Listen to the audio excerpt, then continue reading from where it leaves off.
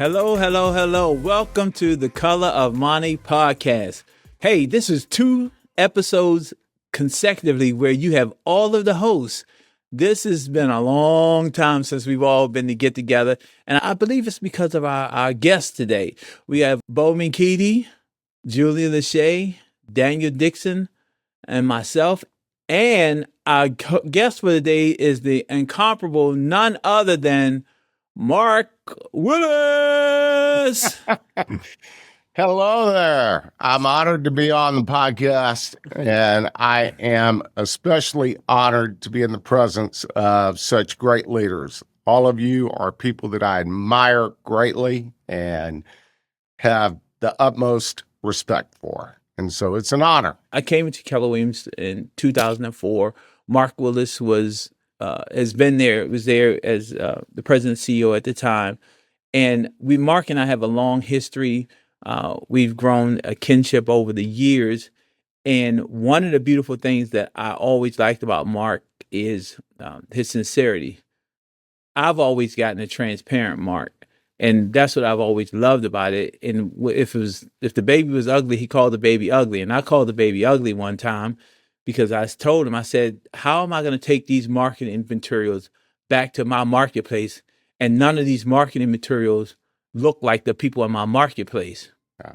Well, shortly thereafter, there were Black folks on the marketing material. And I was appreciative.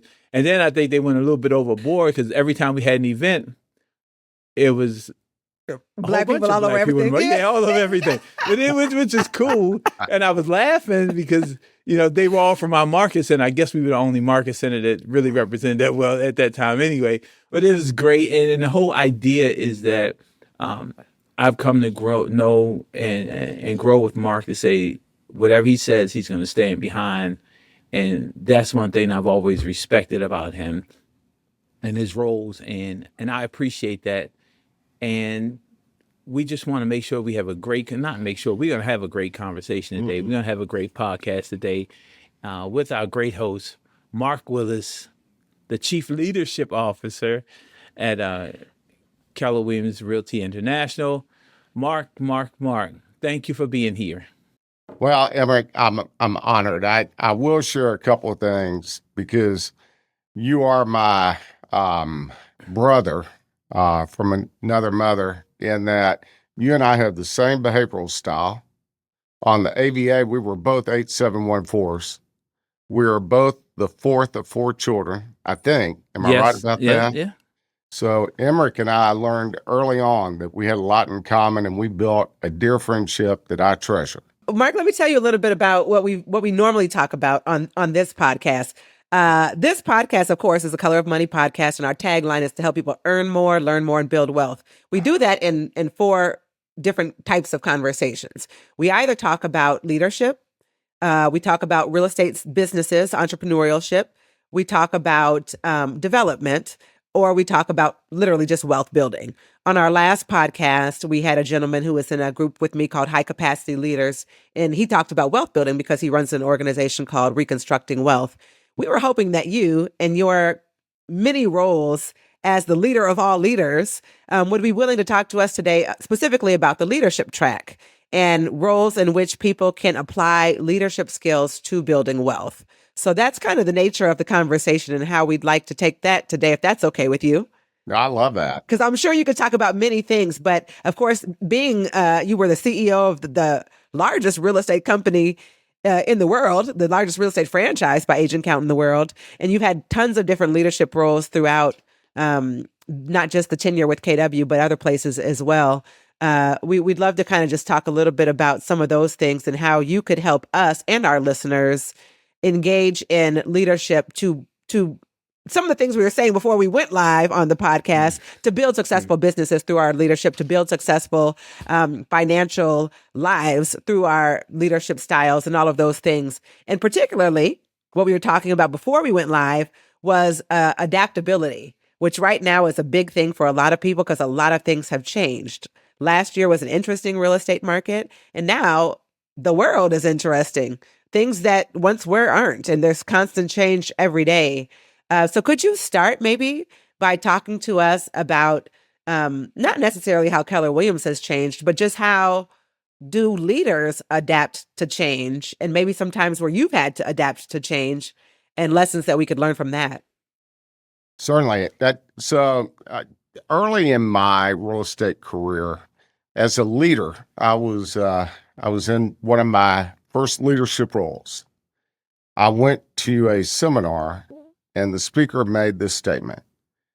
He said, "Change is inevitable. It's going to happen. Growth is optional. Those who adapt to change and grow evolve. Those that do not adapt to change and grow do not evolve." And so I look at leadership in general as a call to evolve, as a calling that it really requires a decision. Are you going to evolve and adapt to the change that's occurring? Or are you going to ignore it? Because we all have a choice. And I find that the leaders that have long-term careers are aware of what the present reality of the circumstances of the world that they're in represent. And they adapt to the present reality.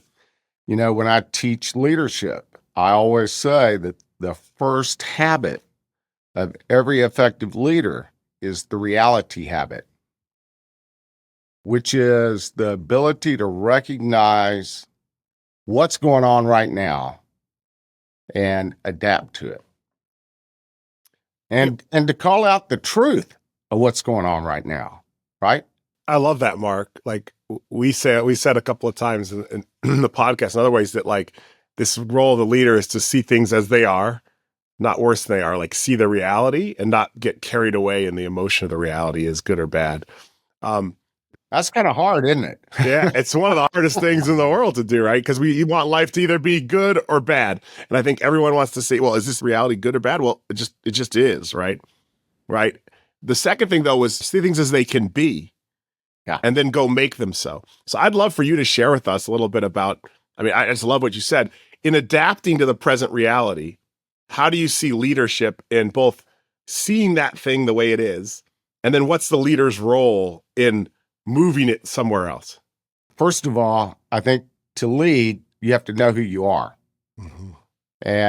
And so as a leader, you have to have absolute clarity about your own authentic self and what your own authentic motivations are.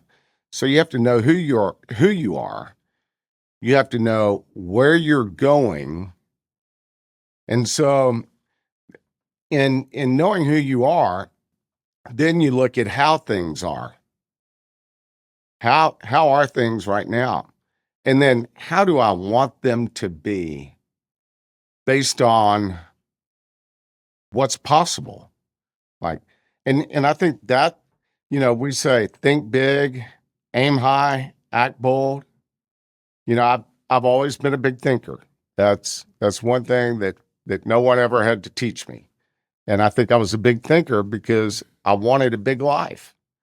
And so I think when we talk about where things are and using kind of combining what you said, Bo, in terms of what things can be, that's all determined by who we are and what we can be.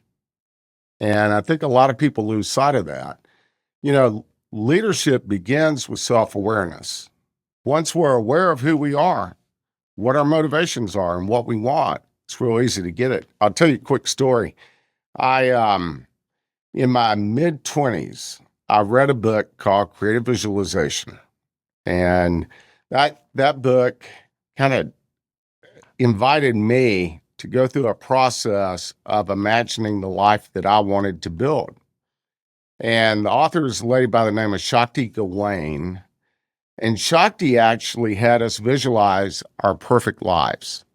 And then she went a step farther and said, okay, now that you planted this very clear picture in your mind as to where you want to be, Now you need to draw a picture of you receiving and being everything that that vision represents.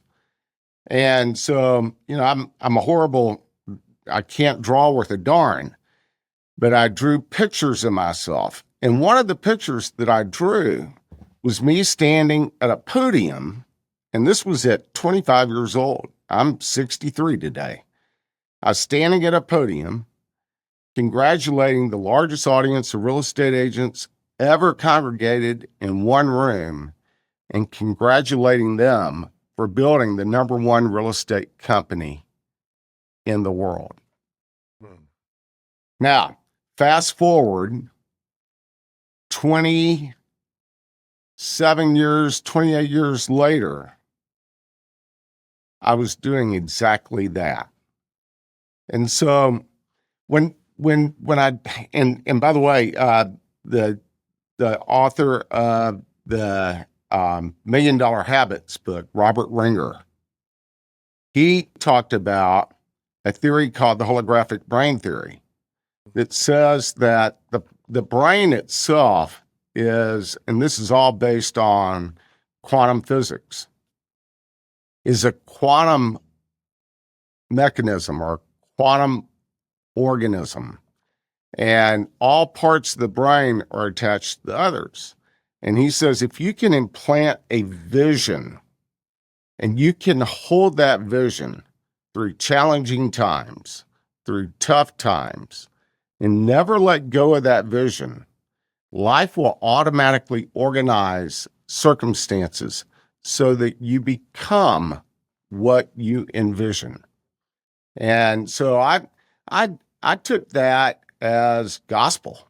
I thought, okay, there's truth to that. And I got real clear about the life that I wanted to build. And so along the way, there was a lot of adapting that had to occur. I could promise you that. And the world changed a lot. And yet my vision never did change. And I held on to it. That's interesting, Mark, because when we start talking about that, I don't think we focus on that enough.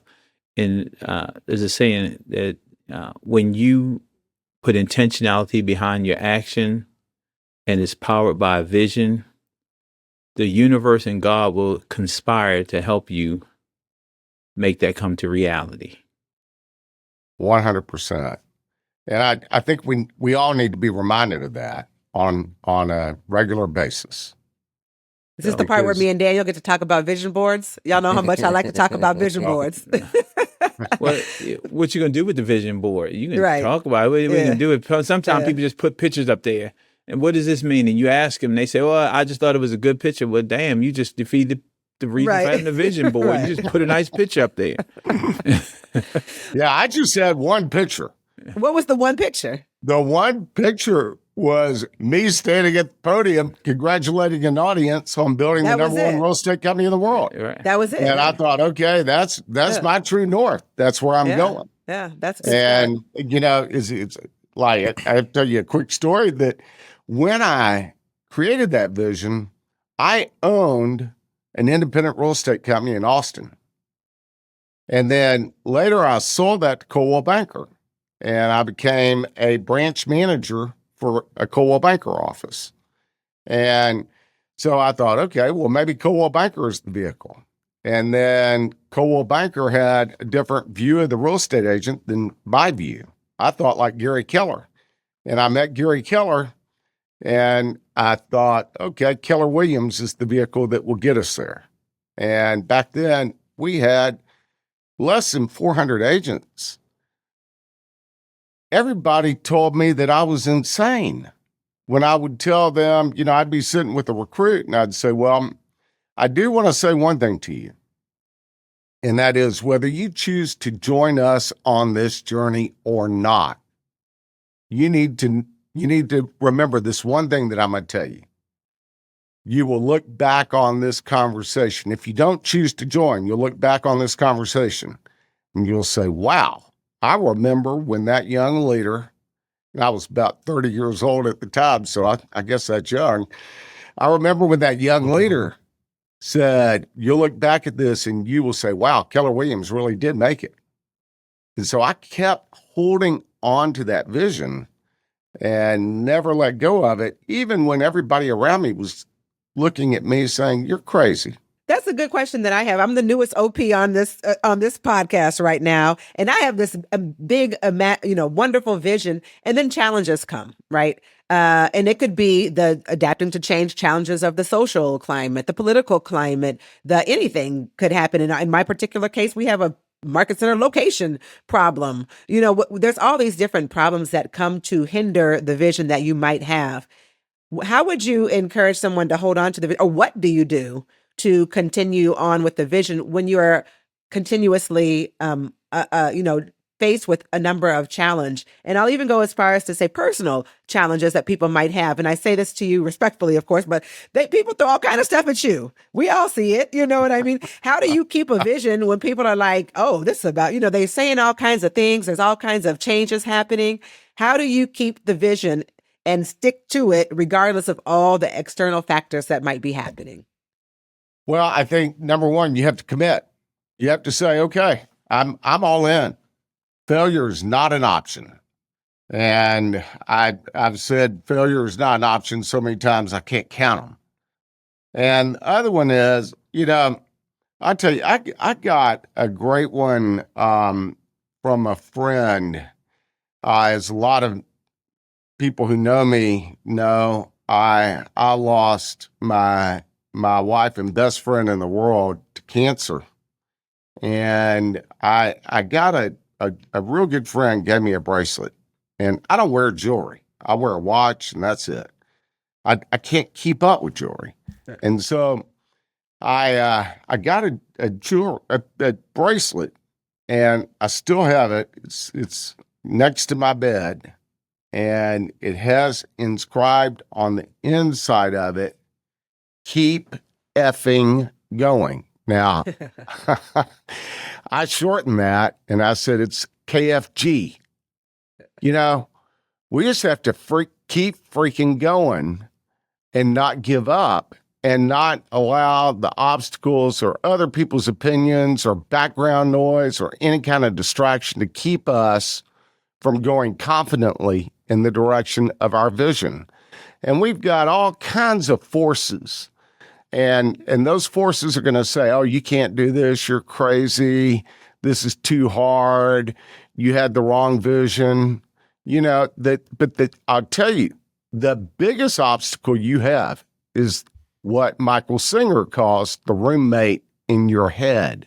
Yeah. And in the book, The Untethered Soul, Michael Singer says that if you lived with someone who talked to you the way you talk to yourself, you would tell that person to get the hell out of your house and never come back. You'd throw their crap out the window.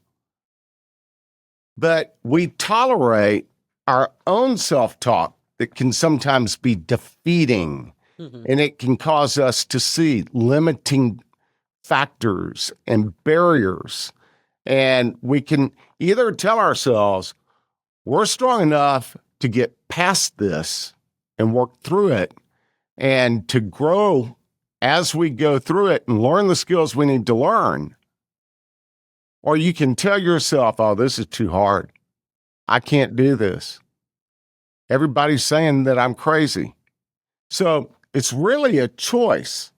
But the most important part for me, what I'm saying, is really controlling your self-talk, Julia. Mm-hmm. Because your self-talk can get you through anything, or it can keep you from being what you're capable of being. And I'll say that, I am very big on building my own self up with the way that I speak to myself. You will never see a time when I'm telling myself, oh, you can't do this, Mark. You're not good enough for this, Mark. The world has changed, and it's impossible today to do that.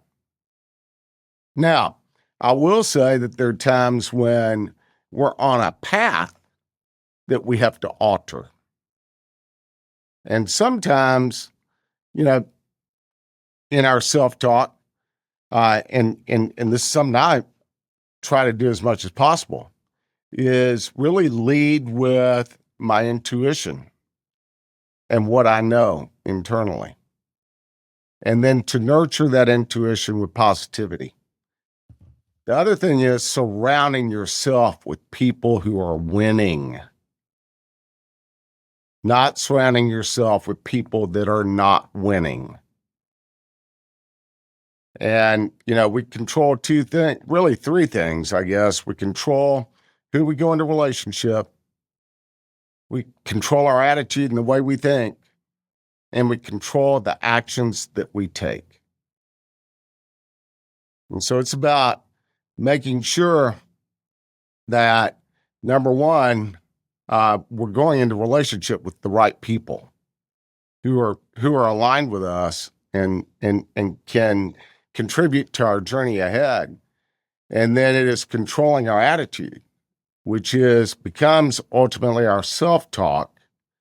And then it is being disciplined in the actions we take. I love that because there's another end to that. Like, and I understand exactly what you're saying, Julia. The whole idea is that it's none of your business what other people think of you. It's none of your business what other people say about you. It's only your business of how they think of you. And we have to carve that space out in our head of how we think of ourselves and then run in that path, and everybody else will get in line. We do have control of that, Emory. How people perceive us, we control. Mark, if I could shift the questions a little bit and ask particularly about real estate, being that you have led through multiple market cycles, multiple things. One of the things we were talking about before we went live was agents, being engaged and helping agents grow big businesses. You've led through multiple market cycles, multiple changes in the organization.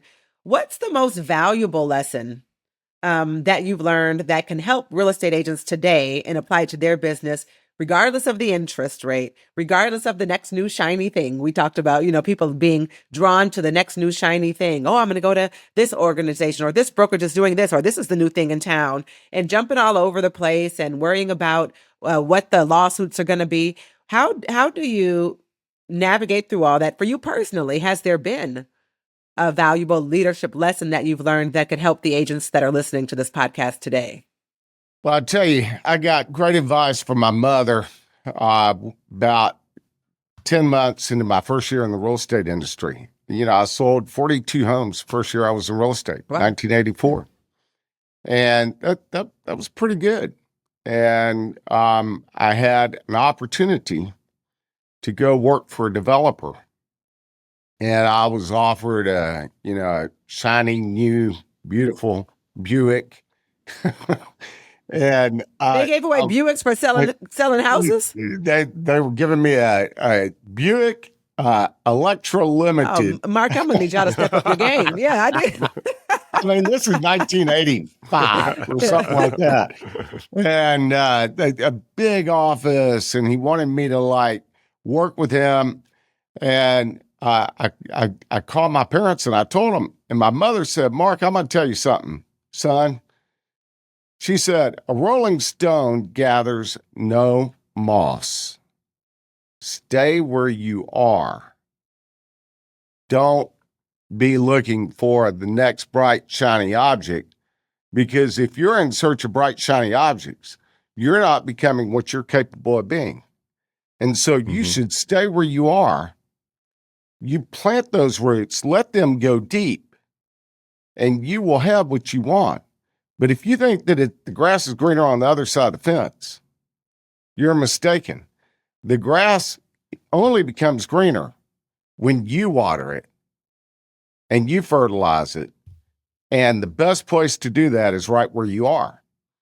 And, that lesson, I didn't realize at the time it was the right message for me to hear, because the next year I went on, sold 61 homes, bought the company where I was, the top agent. And, I did that when the Austin market was going through the biggest downturn in the history of Austin, Texas, and didn't really know it was coming when it happened.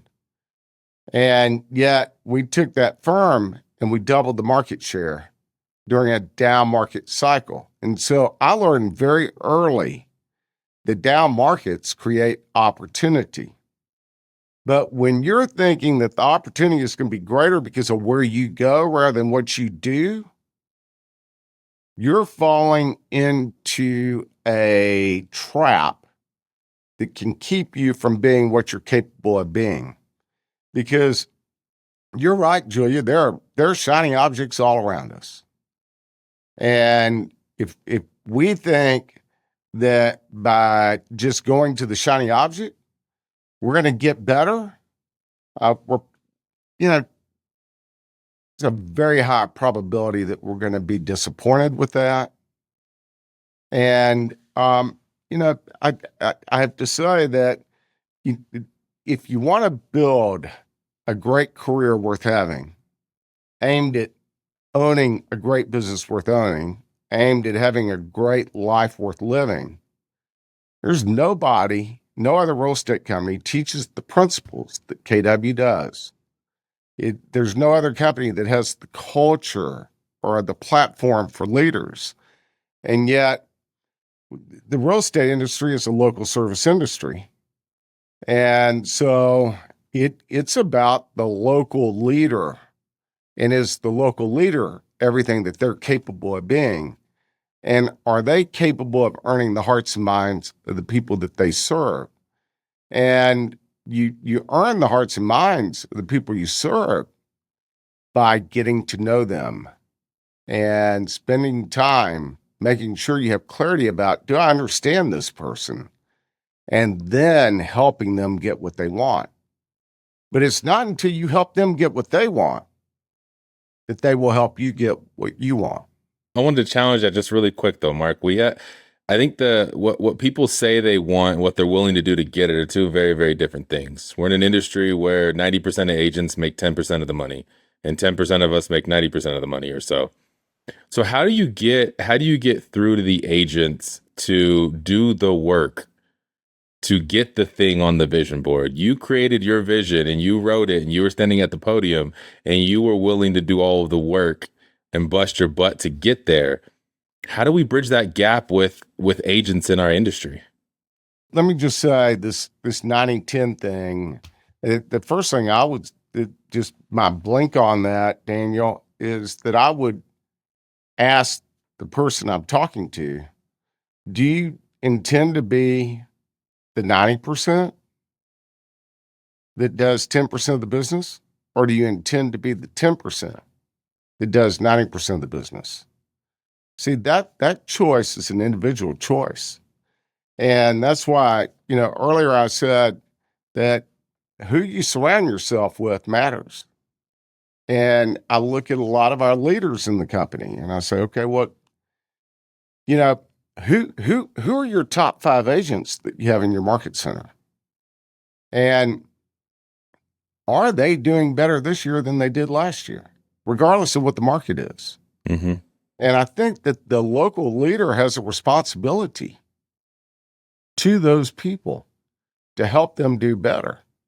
And because, at the end of the day, there's still thousands of real estate transactions that are going to happen this month in most large markets. Mm-hmm. How many of those 1,000 transactions can you find? It's really what we get paid to do. And so then I want to say one more thing. When we built KW, we built it for the most talented. We did not build it for the middle producers or the 90% that did 10% of the business. We built it for the 10% that did 90% of the business. And, we really boldly stepped out there and said, okay, it's the millionaire real estate agent. Mm-hmm. And we built our organization around that concept. And so it is, don't worry so much about serving the 90%, worry about serving the 10%. Worry more about serving the 10%, because if the 10% is happy, they'll pull the 90% up. Mm-hmm. But if they're not happy and engaged, they're not going to pull anybody up, and they're not going to be loyal to you. And so, and I can keep going with that a little bit, because we serve the top, and then we serve the new, because there are a lot of agents that are in that class of brand new people in the industry that are going to the top because they've already decided they're going to be a part of the 10%, not the 90%. And so I think those are the two communities we serve. And then for the middle, we help them with self-discipline, lead generation, and building effective habits that will help them earn the living that they want to earn. But it's not for any of us to say what somebody else's goals should be or could be. It's for us to find people who are on a path where they have a big vision for their lives. Just a sort of add-on question around that. I think like as like, say you're somebody building a market center or building any sort of organization, because I think these are not lessons specific to agents or specific to one local situation. They're leadership lessons. As one sort of gets size and scale and you build, this idea of that top 10%, like your top agents, they're usually a little wild. They're a little reckless. They break boundaries, right? And as you grow, you start to put. So do I. So do I, by the way, though. You start putting in place all these structures, right? And we have classes, and it goes back to engage. We want people to come in and do the thing the way we want them to do it. And I think one of the challenges I've seen a lot that I've faced as a leader is I start to mistake compliance for talent, and that talent is not normally compliant. And so if I start to look at my market center and say, well, who shows up and does it exactly the way I want, participates in the ALC exactly the way I want, does what I want, I may start building an organization that surrounds myself with mediocrity and yes people versus those who truly are on a vision to change something, to do something, and move it somewhere. And so, like, how do you as a leader stay fresh and calibrate your own mindset around those things? Where I'm trying to figure out, okay, am I just liking this person because are they really talented, or are they just like kind of making me feel good because I got a lot of power now and they say the right things? Well, first of all, amen to the whole concept of not mistaking compliant people for talented people, because I've got to tell you, I've never known anybody who was highly talented who was highly compliant. That's why Gary likes Daniel so much. Well, you know what? I think that this is where Gary has the wisdom to know that people who push are talent. Now, if you push, you're going to get my attention more than somebody who just falls into line. Back when I was a real estate agent, you couldn't get my paperwork until I needed a commission check. And so I have never forgotten that the people I serve that are the top are wired just like I am. And compliance, one thing I'll say about that, Bo, is that where we have to manage ourselves is in thinking that loyalty means that you have to agree with me. Loyalty does not mean conformity. You don't have to agree with me to be loyal to me. And so I've always welcomed feedback from people who are pushing, who are not compliant, because we got to get it. We have to understand who we're serving. And then we have to help them get what they want, even though they're not compliant. One of the things that, I think all of us who've been around Mark for a long time truly appreciate is the ability to genuinely and authentically connect with people on a human level, whether it's remembering which birth order Emmerich is in his family or what happened to somebody. And I want to ask you a question because it's clear that is partly an amazing skill you have with names and recollection, but it also comes from your heart. It comes from the desire that you care about people enough to know them. And I'm always interested as a leader, the energy that takes at scale. You care about and know and desire to be seen and see people, yet you are leading hundreds of thousands of people. And I know that is that to me, at least in my experience, feels like that can be a huge weight to be carrying the hopes and dreams and hearts of so many people, especially during a difficult time when there's conflict and when things don't always go the way, everyone's wanting them to go. And I'm interested on your perspective, how you have the strength to carry that in a time where I could imagine that the pure just scope of it could be really burdensome to one's soul. So I'm interested in how you hold the authentic connection in the hearts of people while also navigating at scale and at difficult times. Whew, that's well, thank you for saying that, Bo. I first of all, I want to say I love people. And with every person I meet, I make a conscious effort to tune in and be present in that moment. And I try to remember one thing about them, starting with their names. But beyond that, and that doesn't take any energy. The only energy it takes is being present and in the moment and really receiving what they have to say. But beyond that, I'll tell you that there is knowing that I just love people and I care deeply about people. I can often fall into carrying a weight up a hill that becomes really burdensome. And when that weight to me feels like I can't carry it any longer, I have to have an honest conversation with myself.